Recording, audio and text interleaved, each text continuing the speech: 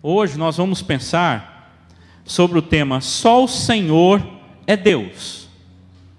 Existe um único Deus, um único Senhor. É aquele que criou o céu e a terra. É aquele que tudo fez.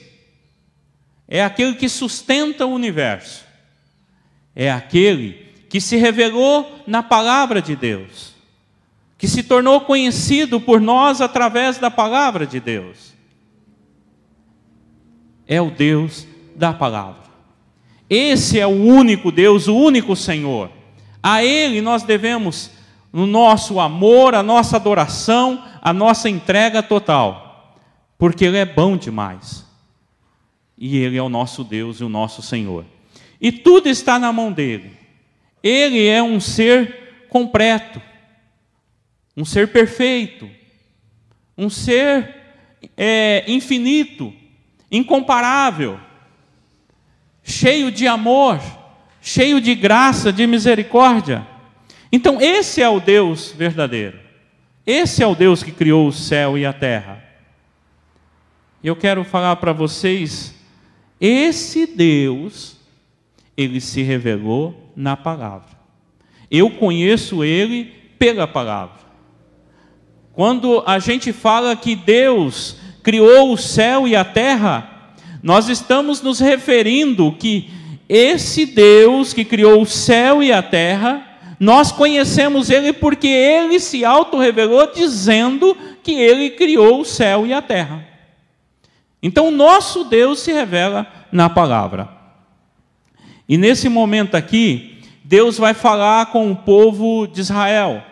Eles estão no cativeiro babilônico. E os reis da Babilônia muitas vezes não trataram bem o povo de Deus. E muitas vezes o povo foi humilhado, foi desprezado, foram judiados pelo rei da Babilônia. Então Deus, Ele começa aqui a se falar com aquele povo que estava na Babilônia. E o Espírito de Deus ali usa Isaías, nesses trechos, para descrever os deuses da Babilônia são deuses fracos, são deuses criados pelos homens. E que o Deus nosso, o Deus de Israel, é o Deus Todo-Poderoso, o Deus que criou o céu e a terra, o Deus que criou aquela nação, o Deus que sustenta aquela nação, o Deus que cuida do seu povo. Enquanto o Deus da Babilônia, ele não conseguia cuidar do seu povo e nem proteger seu povo. E ali Deus mostra a fraqueza e a falsidade dos deuses da Babilônia e revela o seu poder. Quando nós falamos do Deus verdadeiro, o dicionário online diz assim: o ser que está acima de todas as coisas, o Criador do universo, o ser absoluto, incontestável e perfeito. Esse é o Deus que nós cremos, esse é o Deus que se revela na palavra, esse é o Deus que criou o céu e a terra. Só que, primeiro, aqui nós vamos pensar na fraqueza dos outros deuses.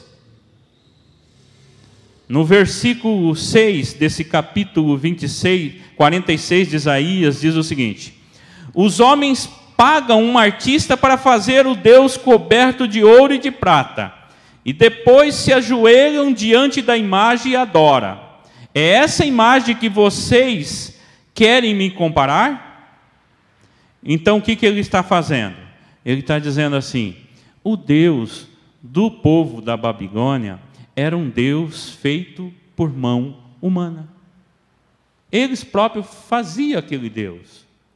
Então aquele Deus era feito e adorado pela própria mente humana deles, pelos pensamentos deles. Eles criavam o Deus deles. E a moral do Deus deles, muitas vezes era a moral deles, era o pensamento deles. Então é a primeira coisa que Deus fala com eles ali. Segundo, no versículo 7, são os próprios homens que levam esses ídolos de um lado para outro sobre os ombros. quando são colocados num lugar, esses falsos deuses não podem sequer sair dali. Aí ele está dizendo assim, os deuses deles, eles não têm condição, eles nem conseguem se locomover. Eles não é como nem o ser humano. Eles não conseguem nem se locomover. Ele tem que ser levado de um lado para o outro. Então ele vai mostrando a fraqueza daquele povo, daquele Deus da Babilônia. Ele também vai dizer ali, no versículo 7, então os homens fazem pedido a eles, mas não recebe nenhuma resposta, porque os ídolos não podem livrar a pessoa de seus problemas e sofrimento.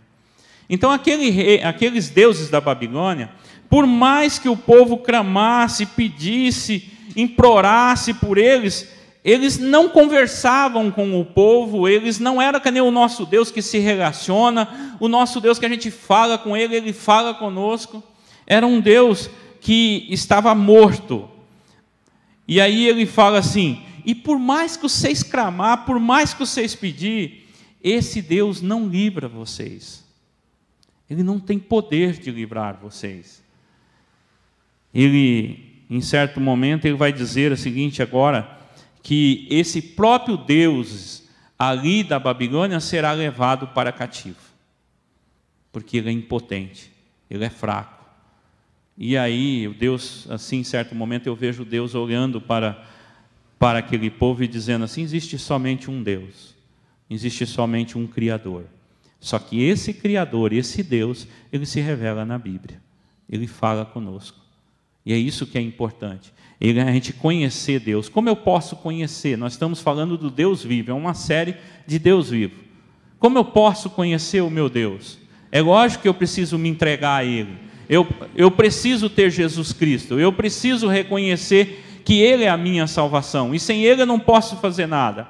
Mas também eu tenho que estudar a palavra, porque Ele revelou através da palavra.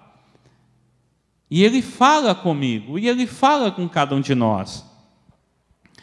E aí em seguida, esses deuses não podem livrar os seus seguidores. Olha o versículo 6, versículo 1. Bel se encurva, Nebo se abaixa, os ídolos são postos sobre animais, sobre as bestas, e as cargas que costumavam levar são canseira para as bestas já cansadas.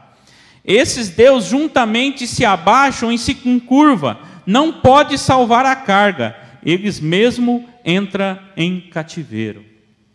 Ele fala assim, sabe o que vai acontecer? Deus revelando para eles, quando o rei sírio vir salvar o povo de Deus, e ele invadir a Babilônia, vocês vão sair correndo com seus deuses, tentando levar ele, e vocês vão ter que colocar ele ali nas bestas, que é um animal, para levar ele embora.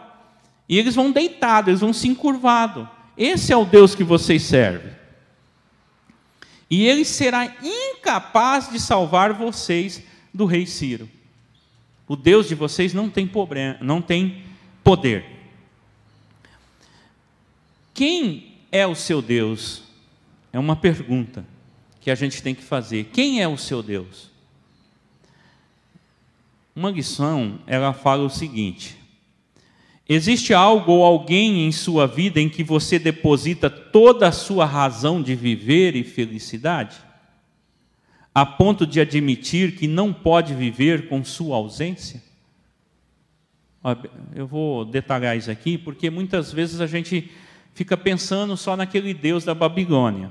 Mas aqui, segundo essa lição, diz assim, existe algo ou alguém em sua vida, algo ou alguém em sua vida em que você deposita toda a sua razão de viver e felicidade?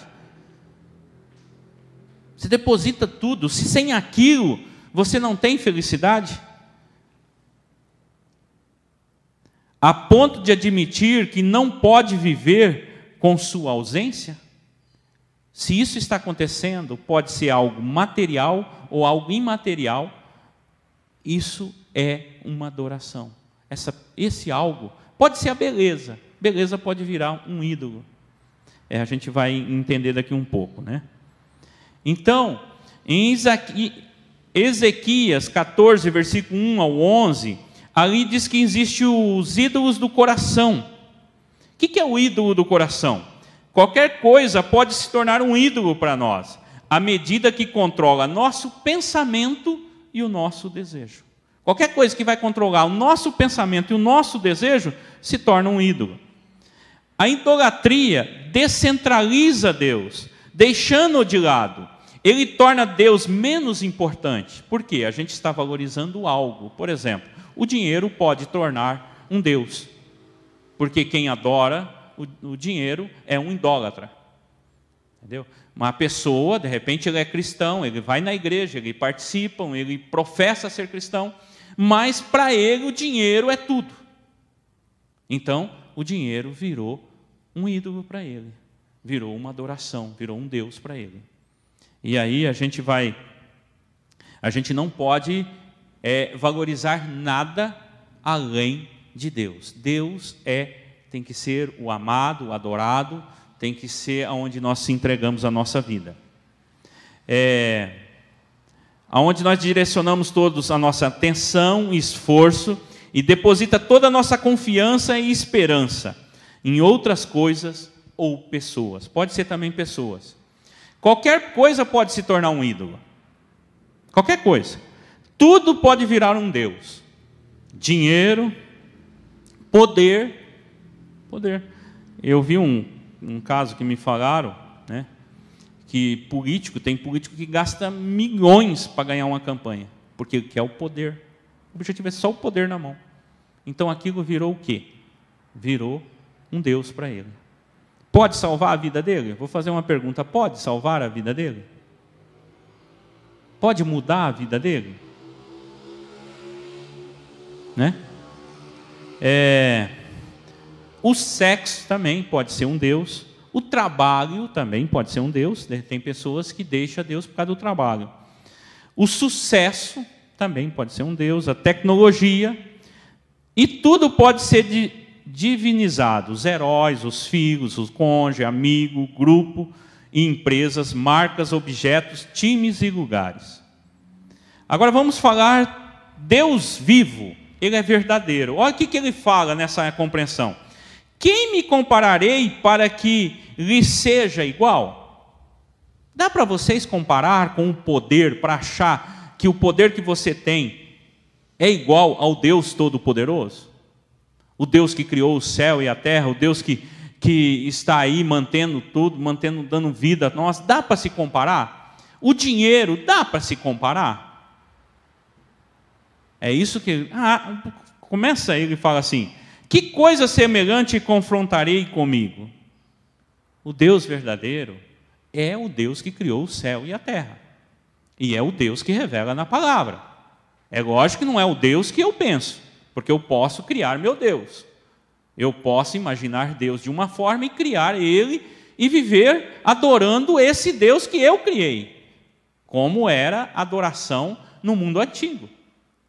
Eles criavam deuses para si. Mas o Deus verdadeiro, Ele é incomparável. Não se dá para comparar com algo. O Deus vivo nos criou e nos sustenta. Olha ali no versículo 3. Ouve-me, ó casa de Jacó, e todos os restantes da casa de Israel, vós a quem desde o nascimento carrego e levo no braço desde o ventre materno. Aqui parece que Deus também está fazendo uma comparação entre o Deus falso e o Deus verdadeiro. Vamos dizer assim, o Deus falso eram os animais que carregavam ele. E o nosso Deus, Ele nos carrega. É uma comparação que Ele está fazendo, para as pessoas notar qual é a diferença. E aí Ele vai dizer o seguinte, eu carrego, né? Vamos dizer, Ele nos criou, Ele nos sustenta, Ele carrega, Ele fala desde o ventre materno. Ele conhece cada um de nós, nos sustenta, nos dá vida, está ao nosso lado desde o ventre materno. E Ele vai falar o seguinte, até a vossa velhice, eu serei o mesmo, e ainda até as cãs, que quer dizer até os cabelos brancos, eu vos carregarei, e já tenho feito, levar-vos-eis e carregarei-vos. Então o que ele está dizendo? Eu estou ao teu lado. Ele está dizendo para a nação ali de Israel, ó, vocês lembram o dia que eu falei com Abraão? Eu cheguei perto de Abraão e falei, Abraão, eu vou abençoar você e você será pai de uma grande nação. Foi eu que criei vocês, Israel. Vocês lembram quando vocês foram para o Egito? Foi eu que levei José para vocês ir para o Egito. Eu cuidei de vocês, eu amparei vocês. Vocês ficou no Egito e vocês não teve fome.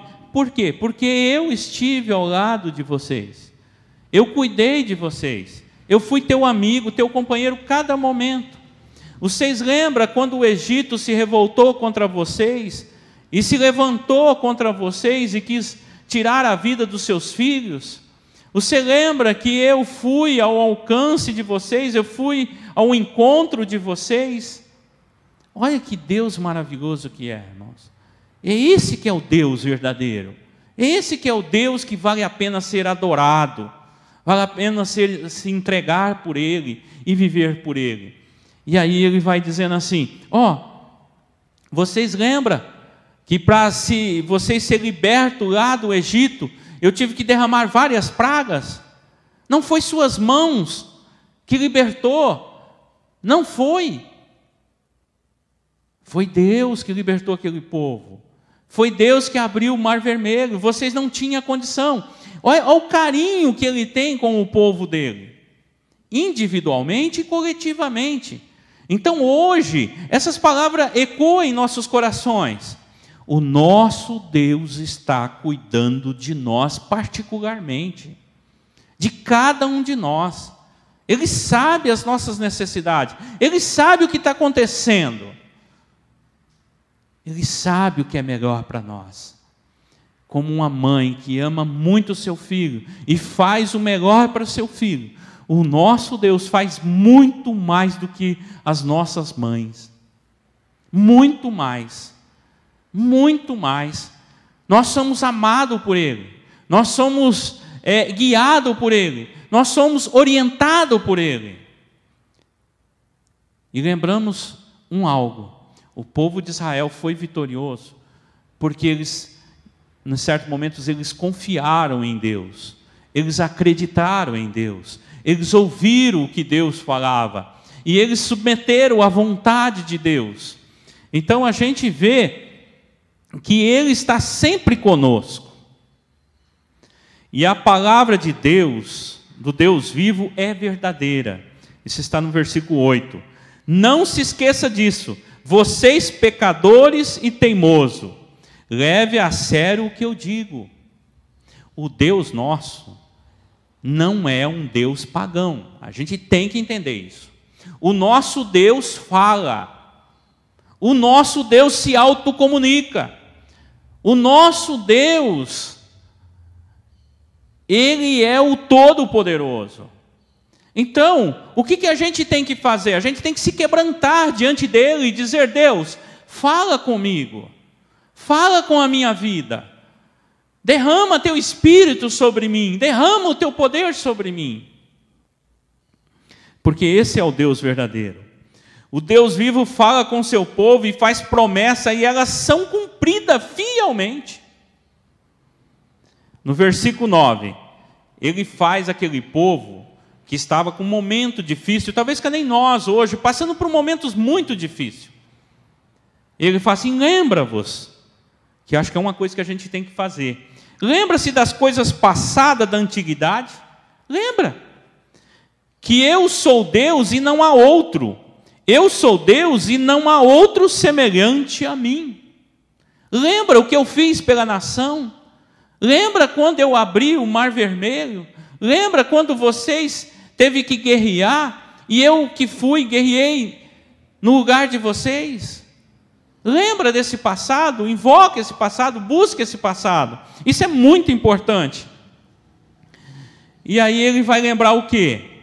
Você lembra um dia quando Deus, Ele olha para a humanidade está toda em pecado, Ele olha e fala assim, eu vou destruir todos os seres criados, mas existe um homem que teme a meu nome, que é Noé.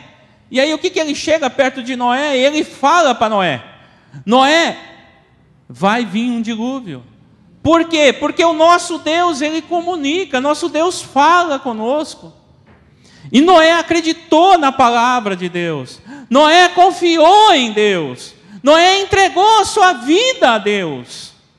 A gente vê também ali Abraão. Deus chega perto de Abraão, Abraão, sai da tua terra e vai para uma terra que eu vou mostrar. E Abraão, ele acreditou, e ele foi. Irmãos, então Deus chama nós a olhar para trás, como chamou aquele povo, para olhar, para acreditar, para confiar, porque o Deus não muda, nosso Deus não muda. Esses deuses aqui não existem mais, nem restos deles, mas o nosso Deus que criou o céu e a terra, Ele existe, Ele é verdadeiro. Então todas as promessas que o Senhor fez conosco, Ele vai cumprir. Ele diz que estará ao nosso lado, Ele está ao nosso lado, irmãos. Ele cuida de cada um de nós, Ele cuida da igreja. O povo de Deus é chamado para olhar para trás e ver Deus fazendo as suas promessas e cumprindo. Olha para os textos sagrados que são reais, que Ele revelou, vê se Ele fez uma promessa e não cumpriu. Todas as promessas que Ele fez aqui, que era para ter acontecido, aconteceu. Tem outras que vão acontecer ainda. Porque Ele é o Deus que conhece o presente e o futuro. Ele sabe de tudo, Ele conhece tudo.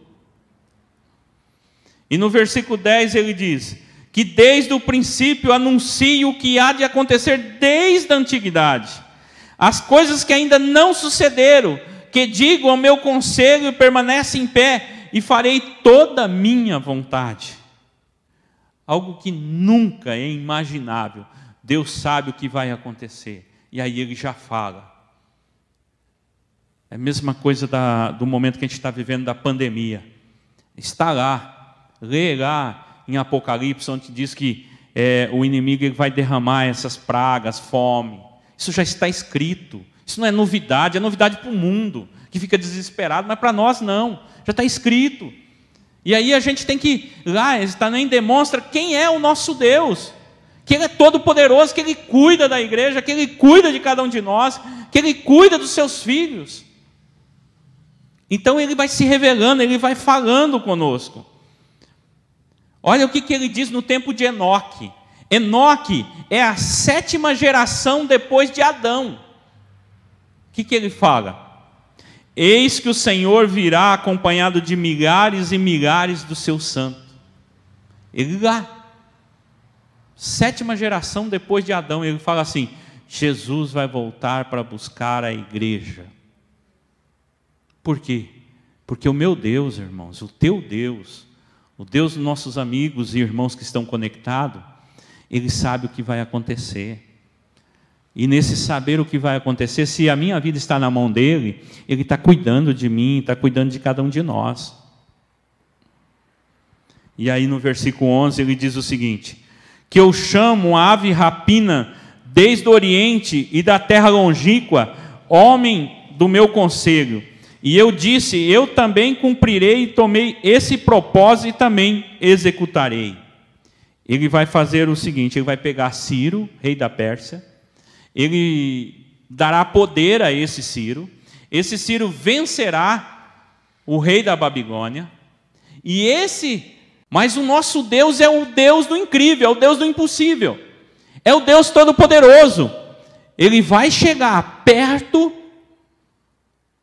do povo judeu e vai dizer, volta para a sua terra, volta para a tua casa, eu vou pegar dos meus próprios bens e vou ajudar vocês a voltar para a sua casa. Irmãos, porque Ele é Deus, porque Ele é todo-poderoso. Ele muda a mente do ímpio e faz com que o ímpio se torne favorável à sua vida, porque você é fiel, porque você se entrega a Ele.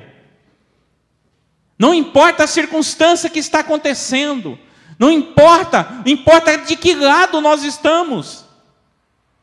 Quem você escolheu para servir é o Deus vivo, o Deus da palavra, então a vitória está na tua mão. Ele estará com você, Ele vai cuidar de você, Ele vai dar força e poder para você. Se você escolheu o Deus da palavra, o Deus que revela na palavra, o Deus que criou o céu e a terra, você será vitorioso. Mas essa é a tua escolha, e você também pode fazer essa escolha hoje, deixar esses outros deuses de lado e se entregar realmente a Cristo de todo o coração. Versículo 12: escute o que eu digo, pecadores teimosos, vocês que estão longe da justiça, eu estou oferecendo a minha salvação. Ela não vai demorar, vai chegar em breve. Vou oferecer a minha libertação a Sião e darei novamente a minha glória a Israel. Algo que era impossível para aquele povo, irmãos. Comece a ir para Jerusalém naquela época, que eles não tinham condição financeira alguma. Eles não tinham nem população o suficiente para ser um país. Mas quem vai trazer eles de volta e quem vai dar vitória para eles é o Deus Todo-Poderoso. E Ele cumpriu. Quem sabe na palavra de Deus sabe que Ele cumpriu. Então as promessas de Deus cumprem em nossas vidas. A gente pode ver tudo cinzento, tudo escuro, achando que não tem solução. Para mim, sim, não tem solução. Talvez para o dinheiro, não. Se a gente adorar dinheiro, se a gente adorar nós mesmos, ou se a gente adorar outro algo. Mas se a gente adora o Deus da palavra, tem solução para nossos problemas. Não importa qual for o nosso problema, as nossas dificuldades, porque Ele é Deus, e Ele está no controle, e Ele pode usar qualquer pessoa para te abençoar, para fazer você prosperar. Esse é o Deus que nós servimos, irmãos. Esse é o Deus verdadeiro. Aquele povo, lembra que eles tinham pecado, e eles pecaram por muito tempo, e Deus tinha falado por muitas vezes, usando vários profetas: se arrepende, mude dos seus comportamentos. O Senhor não quer ver vocês vivendo assim. E certo momento, Ele entrega o seu povo aos babilônios. E aquele povo da Babilônia fez o povo de Deus sofrer. E agora Deus, nesse momento aqui, Ele está indignado com o povo da Babilônia, dizendo assim: eu entreguei eles para vocês, mas não era para você judiar deles, não era para você fazer eles sofrer, porque esse é meu povo, eu amo esse povo, eu cuido desse povo, esse povo é especial para mim. E agora, vocês vão para o cativo. E o povo da Babilônia foi para o cativo, virou dependente do rei da Pérsia, porque o nosso Deus, Ele nos ama, o amor dele é tão grande, quando vê que a gente está distante, Ele permite algumas disciplinas, como nós disciplinamos os nossos filhos, porque Ele nos ama e quer o melhor para nós. Mas também, quando nós voltamos para Ele, e se entregamos totalmente ao Deus da palavra, Ele vem ao nosso encontro e nos dá vitória. Eu quero trazer 6 verdades para você. Cuidado em confiar em outro Deus. Cuidado no dinheiro, no poder.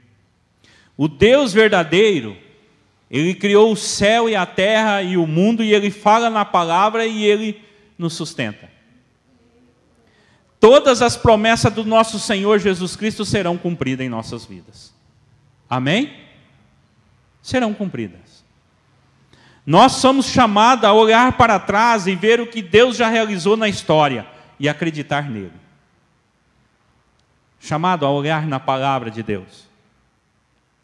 Ontem, acho que eu mandei para todos vocês sobre Isaías 43, do 1 ao 3. Acho que é isso. Para todos vocês eu mandei esse texto. E a hora que eu leio aquele texto, eu chego à conclusão: o povo de Deus é indestrutível. povo, filho de Deus, ninguém tem poder para destruir ele. Ninguém, irmãos. Ninguém. Nenhuma força, nada. O povo de Deus é indestrutível. Mas a gente tem que se entregar, a gente tem que confiar. A gente tem que deixar Ele mandar na nossa vida. Então, se você realmente confia no Senhor, se você se entrega a sua vida para Jesus, tenha certeza disso. Ele está ao teu lado, você é indestrutível. Deus pode usar um injusto para abençoar a sua vida. Ele pode ajudar. Ele pode usar. Acredita nisso, irmãos. Não é só o justo que vai te ajudar. Ele pode usar um injusto para te abençoar e fazer você prosperar. Então deixa Deus usar. E quem vai nos salvar de todos os problemas, de todas as tempestades, de tudo o que está acontecendo e que vai acontecer? É Ele, irmão. É Ele. Ele nos salva. Ele cuida de nós.